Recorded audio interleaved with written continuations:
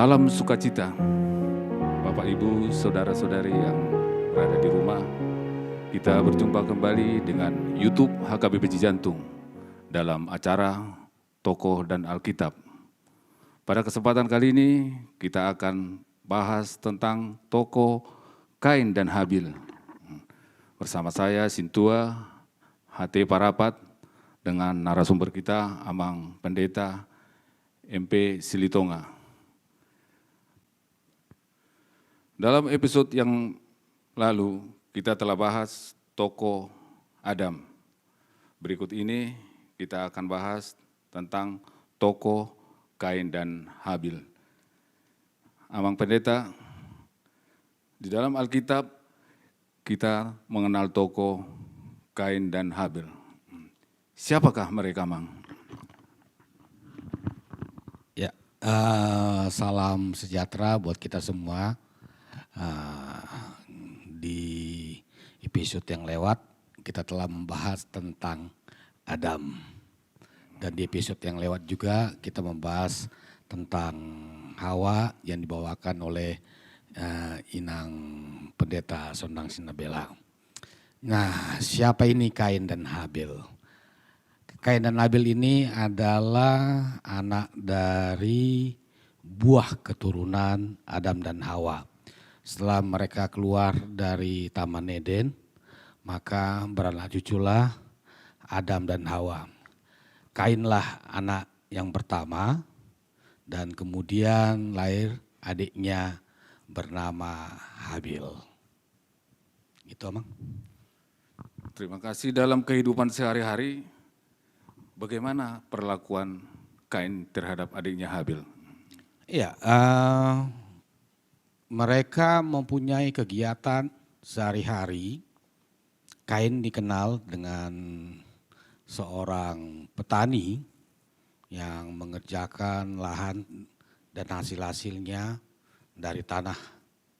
Dan Habil dikenal dengan pekerjaannya sebagai penggembala.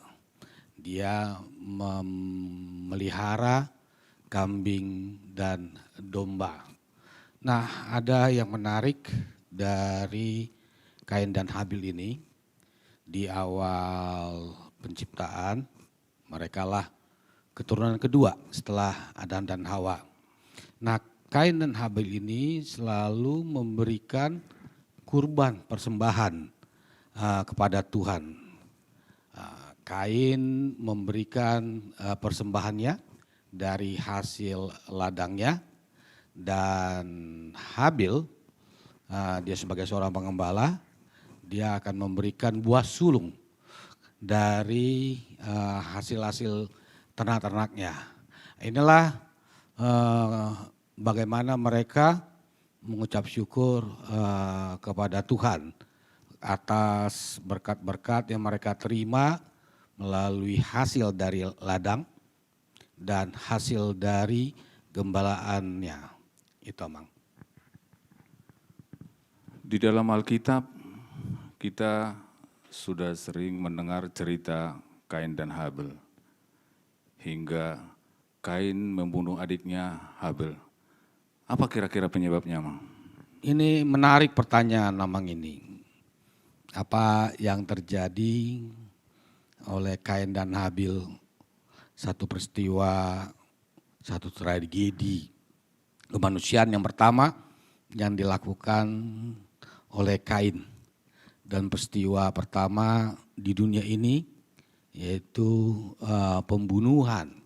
Kenapa Kain akhirnya melakukan perbuatan kriminal ini? Gitu ya. Karena Kain merasa cemburu dengan Habil. Kecemburuan dia kalau persembahannya itu tidak diterima oleh Tuhan.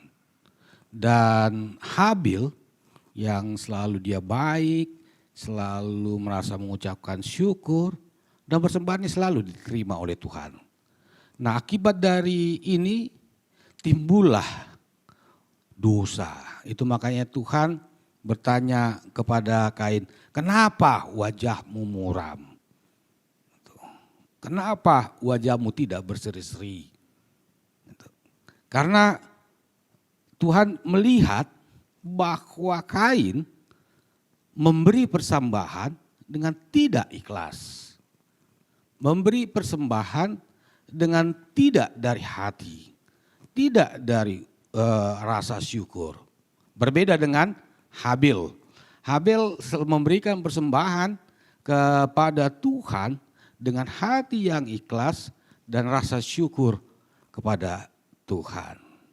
Itulah yang membuat tragedi ini akhirnya Kain yang mengajak adiknya Habil ke satu tempat, ya, dia mengajak adiknya ke ladang dan dilakukanlah perbuatan pembunuhan karena rasa cemburu itu. Demikian, Amang. Setelah Tuhan mengetahui Kain membunuh saudaranya Habil, apa hukuman Tuhan Amang terhadap Kain? Bacakan dulu Amang ya, di ayat 11 dan 12, bagaimana hukuman Tuhan kepada Kain. Demikian firman Tuhan. Maka sekarang terkutuklah engkau, terbuang jauh dari tanah yang mengangakkan mulutnya untuk menerima dari adikmu itu dari tanganmu. Apabila engkau mengusahakan tanah itu, maka tanah itu tidak akan memberikan hasil sepenuhnya lagi kepadamu. Engkau menjadi seorang pelarian dan pengembara di bumi. Kalau di undang-undang pidana di negeri kita, Mang, ini Kain telah melakukan perbuatan perencanaan pembunuhan.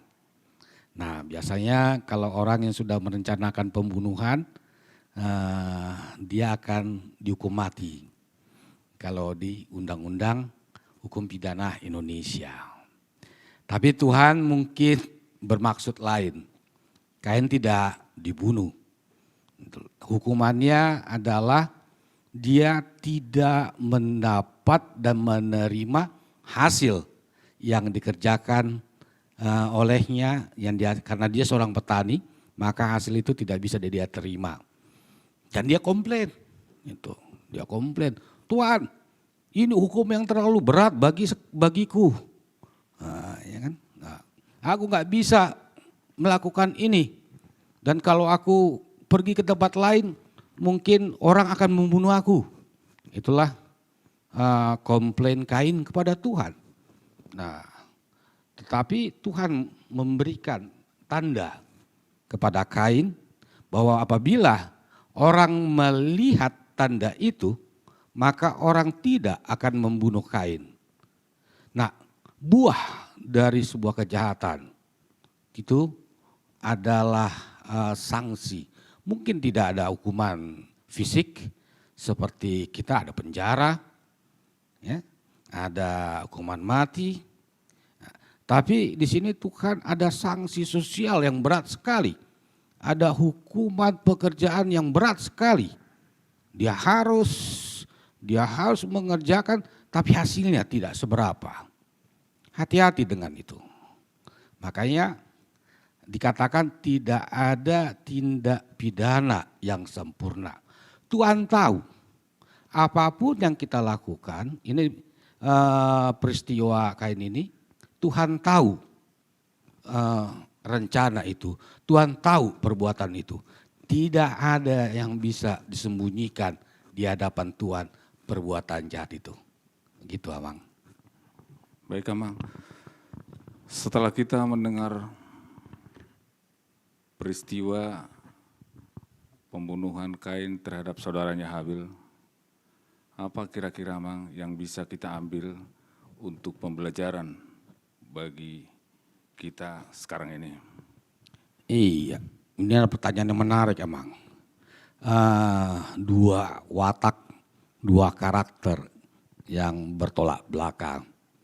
Kain mempunyai karakter yang tidak tahu mengucap syukur pada Tuhan Kalaupun dia memberikan persembahan, dia karena keterpaksaan. Itu perbuatan atau karakter yang kurang baik. Dan hasilnya apa? Tidak ada hasilnya. Begitu juga dengan kehidupan kita sehari-hari. Apakah kita karakter Kain yang datang ke gereja dan terpaksa memberikan persembahan? Ke gereja beribadah hanya rutinitas saja? Tidak. Kalau itu yang kita lakukan, maka persembahan itu tidak akan diterima oleh Tuhan. Persembahan yang baik bagaimana? Mari kita tiru Habil. Habil yang mengucap syukur dan merasa senang, dia memberikan persembahan kepada Tuhan yang terbaik. Buah sulung dari hasil ternaknya. Dia diterima oleh Tuhan. Dia bisa persembahan itu akhirnya membawa sukacita di dalam dirinya. Nah, bagaimana kita?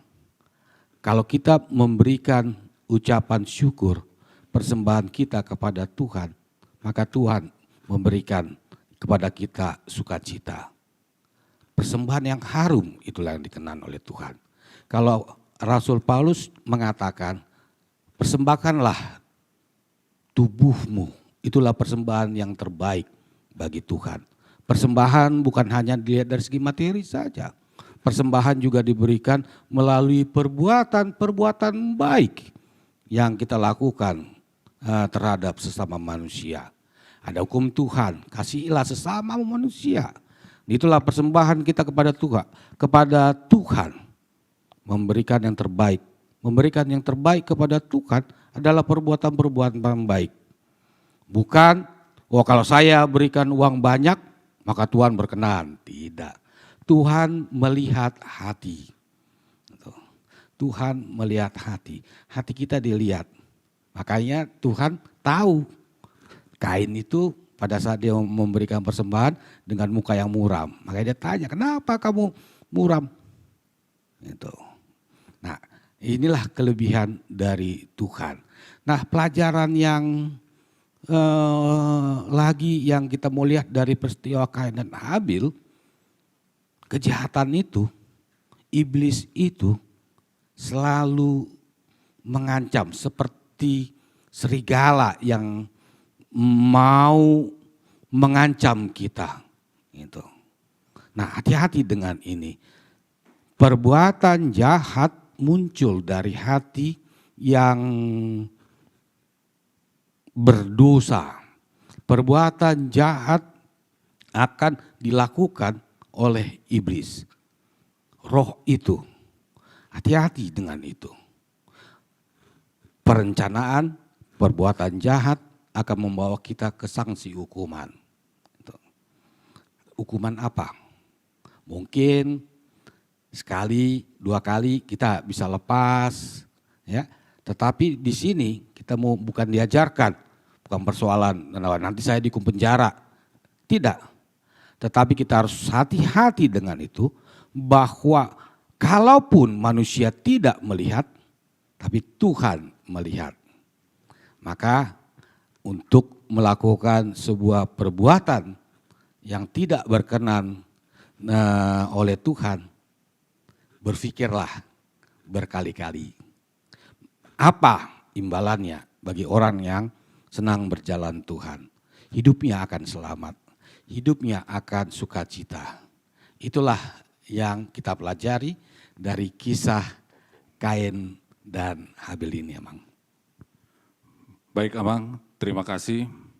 Demikianlah Bapak, Ibu, Saudara-saudari yang dikasihi Tuhan kita Yesus Kristus. Kita telah membahas tokoh Kain dan Habil. Sampai bertemu kembali dengan tokoh yang lain. Saya Sintua Hati Parapat bersama Amang Pendeta MP Silitonga. Salam sukacita, salam sehat.